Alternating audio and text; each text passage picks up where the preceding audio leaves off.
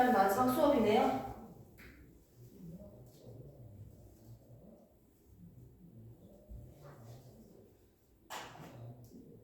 이 시점으로부터 이제 드디어 계약을 하네요. 자, 페이지 한번 볼게요. 페이지 몇 페이지입니까? 112페이지.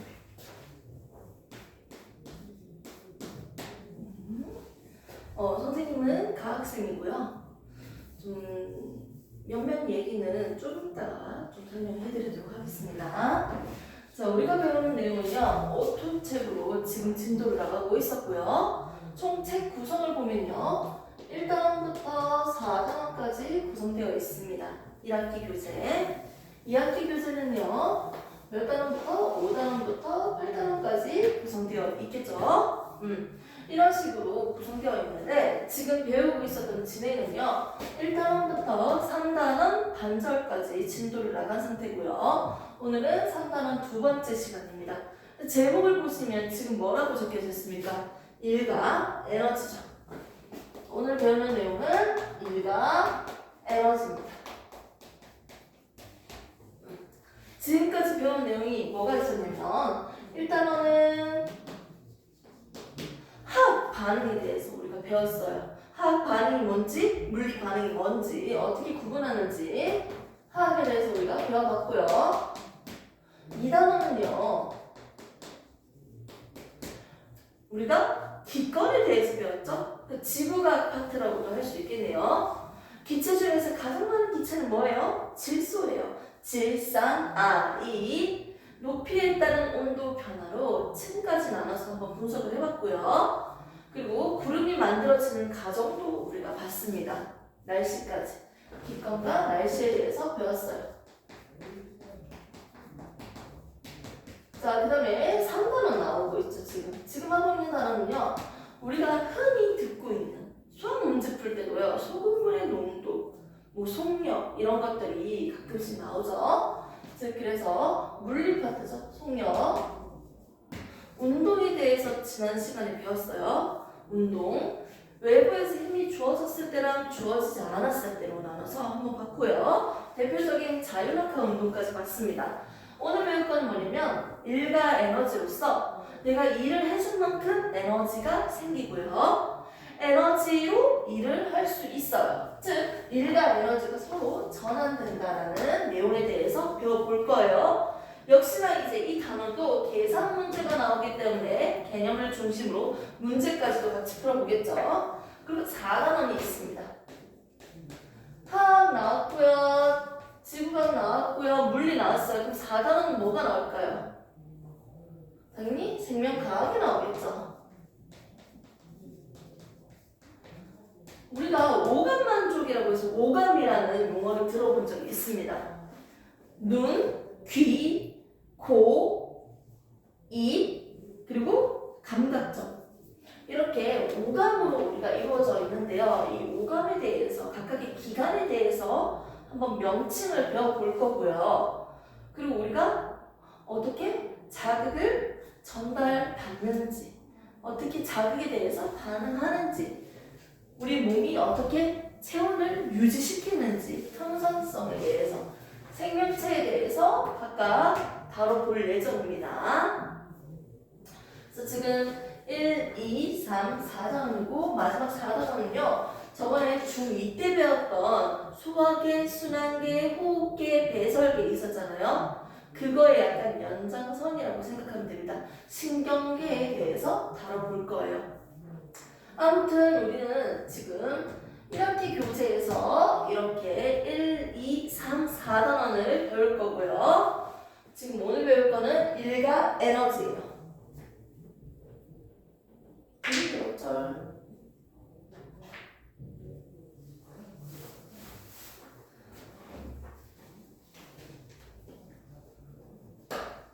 쌤이 만들어준 프린트만 한번 쫙 볼까요? 뭐가 있는지? 어떤 내용들이 나오는지 한번 보십시오.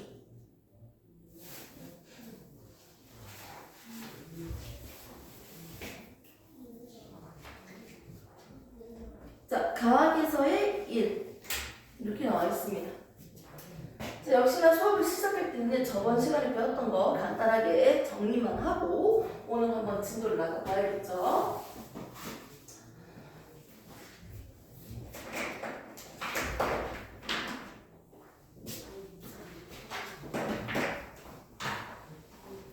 한번 보실게요. 자, 먼저 3단원에서 나왔던 내용이 운동과 에너지라고 해서 처음에 우리가 운동에 대해서 배웠어요. 자, 운동이 뭐죠? 과학에서 정의하는 운동이란 과학에서 정의하는 운동이란 뭘까요? 선생님 지금 운동할게요. 즉 시간에 따라서 위치가 변하는 것을 운동이라고 합니다. 가만히 있으면 운동하는 게 아니에요.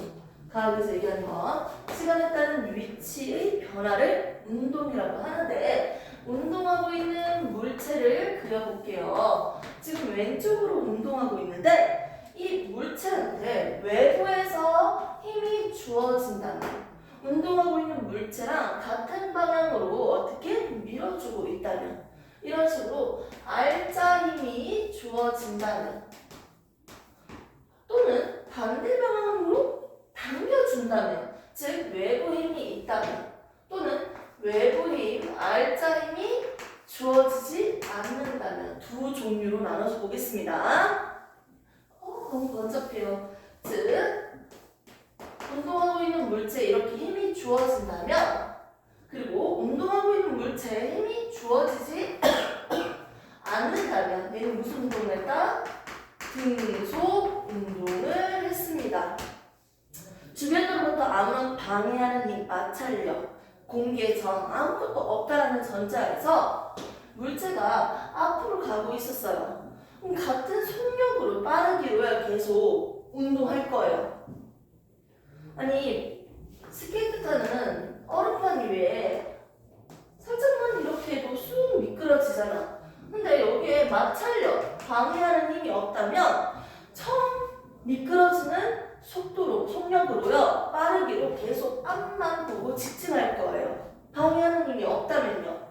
이렇게 운동하고 있는 물체에다가 뒤에서 밀어준다면요 얘는 더 빨라지겠죠. 또는 뒤로 당겨준다면요 얘는 느려지겠죠. 즉 외부에 힘이 준다면 속도가 변합니다. 됐습니까? 그런데 아무런 힘이 주어지지 않는다면 얘는 일정한 속력으로 운동할 겁니다.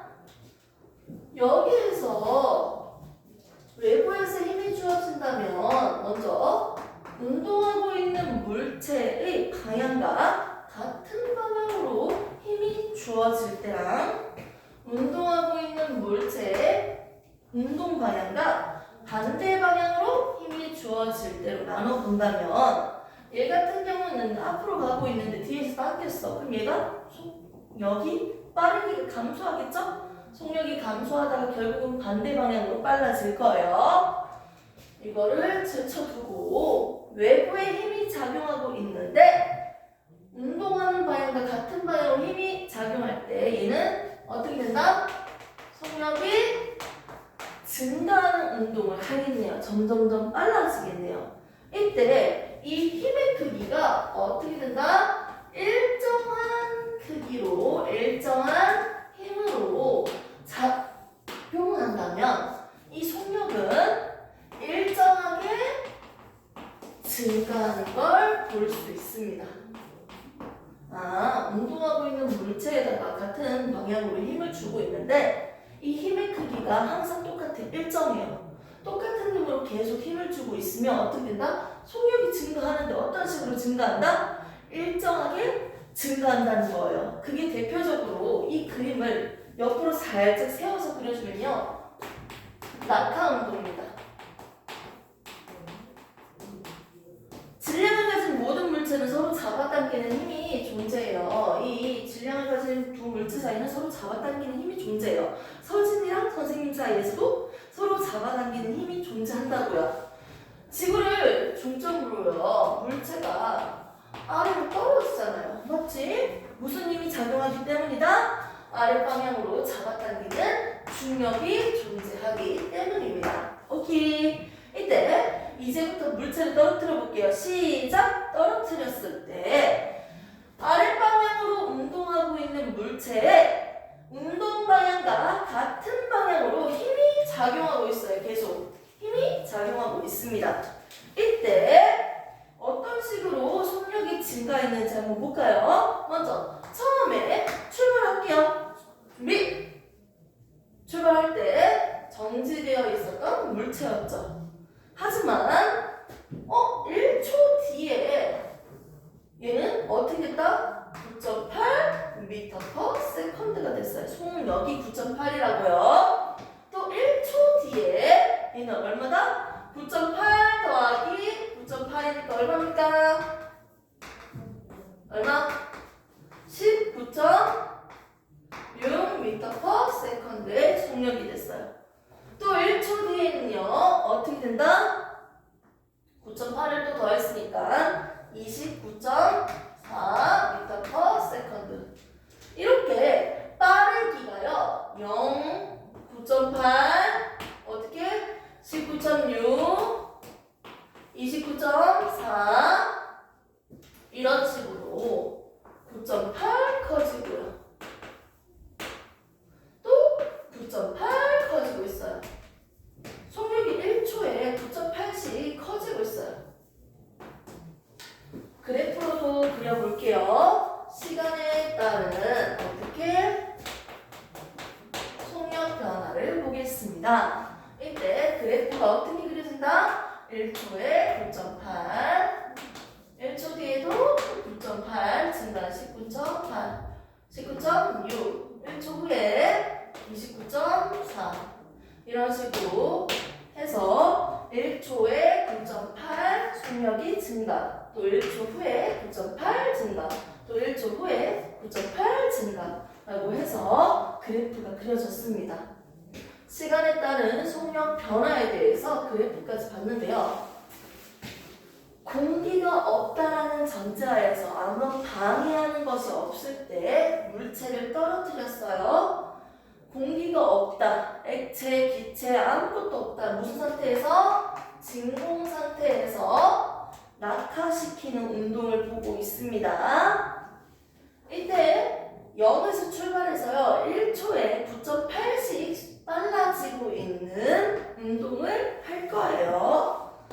아하, 진공 상태에서 낙하하는 운동을 우리는 뭐라고 한다? 자유 낙하 운동이라고 합니다. 다시 정리할게요. 운동하고 있는 물체에 힘이 작용하고 힘이 작용하지 않을 때를 두 개로 나눠서 봤습니다. 힘이 작용하면 빠르기가 변하고요. 힘이 작용하지 않으면 속력이 일정해요. 빠르기가 일정한 등속 운동을 할 겁니다. 이때 힘이 작용할 때 같은 방향으로 힘이 작용한다면 속력은 일정하게 빨라지는 운동을 보입니다. 대표적으로 그림을 눕혀서 옆으로 세워서 그려주면요. 자유낙하 운동이 대표적인 예죠. 진공 상태에서 방해하는 힘이 없을 때 진공 상태에서 물체를 낙하시키는 운동에 대해서 보고 있는데 아랫방향으로 운동하고 있는 물체에 같은 방향으로 일정한 힘이 작용하고 있는 운동이에요. 이 물체는 1초에 9.8씩 속력이 커지는 운동으로 관측될 수 있습니다. 이렇게 해서 저번 시간에 배웠던 내용이 우리는 자유 낙하 운동이었어요. 이러면서 정말 기초적인 개념이 있었죠. 속력이 뭐예요? 이동거리는 뭐예요? 뭐 이런 용어들이 있었어요. 맞죠? A라는 지점에서요, B라는 지점으로요, 실제로 이동한 거리, 실제로 내가 움직인 거리를 우리는 이동거리라고 했습니다. 이때 200m 이동을 했고요. 시간은 어느 정도 걸렸다? 3초 걸렸다. 또는 4초 걸렸다. 이렇게 해볼까요? 아하, 내가 이동한 거리는 얼마다? A에서 B까지 200m구나. 이동거리는 200m 적으시면 됩니다. 자, 그러면 내가 얼마나 빠른지 빠르기를 나타내는 속력. 1초에 몇 미터 이동했니? 이게 바로 속력이에요. 나는 분명히 200m를 이동하는데 4초가 걸렸어요. 근데 내가 궁금한 건 뭐예요? 1초에 나는 몇 미터 움직였니? 200m를 가는데 4초 걸렸죠? 4초 동안 200m 갔으니까 1초 동안 몇 미터 갈까요? 비례식적으로도 생각할 수 있겠죠? 감으로 4초 동안 200m 갔다는 건 1초에 몇 미터 갔다? 50m 갔구나 라고 생각할 수 있겠네요. 그래서 50m per second라고 단위를 적습니다. 즉 내가 어떻게 계산했다? 이동한 거리에다가 시간을 나눠주니까 뭐가 나왔습니까? 50이 나왔어요. 이동거리에다가 어떻게? 시간 4초 걸렸잖아요. 나눠주니까 내가 1초에 50m 이동했다고 나왔어요. 됐습니까? 세컨드니까 S로 적어볼까요? 그러면 앞에 있는 상수는 그대로 적고 뒤에 있는 건 눕혀서 적어주시면 되죠. 미터 퍼 세컨드. 됐습니까? 그래서 50m per second라는 단위는 무슨 뜻을 나타내고 있다? 1초에 50m를 간다라는 뜻이에요. 30m per second라고 한번 해볼까요? 얘는 1초에 몇 미터 간다? 30m 간다는 거예요. 1초에 30m 간다는 이 물체가요 10초 동안 내가 움직인다면 이동거리가 얼마일까요? 30m per second라는 속력으로 달리고 있어요. 이 새끼는. 근데 얘 10초 동안 달릴 거야. 그럼 얘가 이동한 거리는 얼마예요? 1초에 30m 가니까 10초 동안 10배잖아. 10배로 이동해야지. 어떻게? 300m라고 대답할 수 있겠죠. 됐습니까? 오케이. 자, 50m per second에 속력으로 달리는 이 물체가 있어요. 어머, 얘가 몇 초 동안? 5초 동안 달릴 거예요. 얘가 이동한 거리는 몇 미터일까요? 1초에 50m 가는 건데 5배잖아, 시간이. 그럼 어떻게? 곱하기 5를 해주면 되겠죠. 얼마 된다?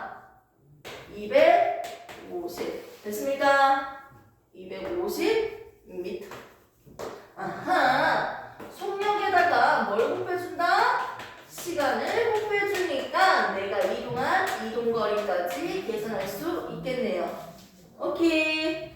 좋습니다. 조금만 더 보충할게요. 자, 속력이라는 건 빠르기를 나타내는 단위인데요. 얼마나 빠르니? 같은 시간 동안 이동한 거리가 많을수록 더 멀리 갈수록 빠른 거 맞죠? 이동 거리가 많을수록 졸라 빠르네. 속력이 크네. 라고 할 수 있었습니다. 자, 이동한 거리가 많을수록 빠르다고 할 수도 있고요. 똑같은 거리를 이동하는데 2초 걸린 친구가 있고요. 10초 걸린 친구가 있어요. 시간이 적게 걸릴수록 빠른 거죠. 시간이 적게 걸릴수록 빠르네. 속력이 크다고 얘기할 수 있었습니다. 맞습니까? 커질 때 커지니까 무슨 관계? 비례 관계. 커질 때 작아지니까 무슨 관계다? 반비례 관계. 서로 반대죠? 그렇기 때문에 내가 궁금한 이 속력이라는 건 어떻게 한다? 비례하는 거 위에다가 적어주고요. 반비례하는 거 밑에다가 적어주시면 됩니다. 그러면 속력은 뭐분의 뭐다? 시간분의 이동거리로 공식을 정리할 수 있었습니다. 이렇게 정리할 수 있었고요. 이런 의미로도 한번 볼 수 있는 거예요. 됐습니까? 이렇게 해서 우리가 쓰는 단위는 미터 퍼 세컨드. 주로 많이 쓰는 건 미터 퍼 세컨드. 키로 미터 퍼 아워. 한 시간에 몇 킬로미터 갔는지, 1초에 몇 미터 갔는지를 나타내는 단위라고 할 수 있습니다. 자, 그러면서 당연히 속력 곱하기 시간이 이동거리라는 건 외우지 않아도 돼요. 여기에다가 양변에다가 시간을 곱해주면 이 공식이 나올 거니까요. 됐습니까? 그래서 우리가 외울 공식은 결국 뭐다? 속력은 시간분의 이동거리였다. 이것만 기억을 해주시면 됩니다. 됐습니까? 그러면서 우리가 속력에 대해서 저번에 배우고요. 운동하고 있는 물체에 힘을 가했을 때 속력이 변하는데 일정한 운동하는 물체의 방향과 같은 방향으로 일정한 힘이 작용한다면 자유낙하 운동이다. 오케이? 아무런 방해하는 힘, 공기가 없다. 공기의 저항도 마치 아무것도 없는 상태에서 물체를 떨어뜨릴 거예요. 진공 상태에서 낙하하는 운동, 자유낙하 운동을 보면요. 1초에 속력이 어떻게 빨라진다? 0m per second인데요. 9.8 m per second, 19.6 m per second, 29.4 m per second. 즉 9.8씩 속력이 빨라지고 있는 운동으로 관측할 수 있습니다. 그래프로도 다시 분석을 해보면요. 속력과 시간 그래프에서 1초에 9.8, 1초에 9.8, 1초에 9.8 속력이 얼마나 빨라지는 1초에 속력이 얼만큼 변하는 1초의 변화는 속력의 변화량 1초 동안 속력의 변화량을 우리는 가속도라고 저번 시간에 간단히 언급을 했거든요. 즉 1초 동안 속력이 9.8 변화네. 그래서 시간분의 속력의 변화량이라고 해서 기울기는 뭐였습니까? 가속도라고 저번에 얘기는 했었어요. 이 내용까지 이해하시면 더 좋고요. 몰라도 됩니다. 우선 됐습니까? 이렇게 해서 우리는 저번 시간에 배운 거 간단하게 복습을 했고요. 잠시 쉬는 타임 가지고 뒤에 거 좀 정리할게요.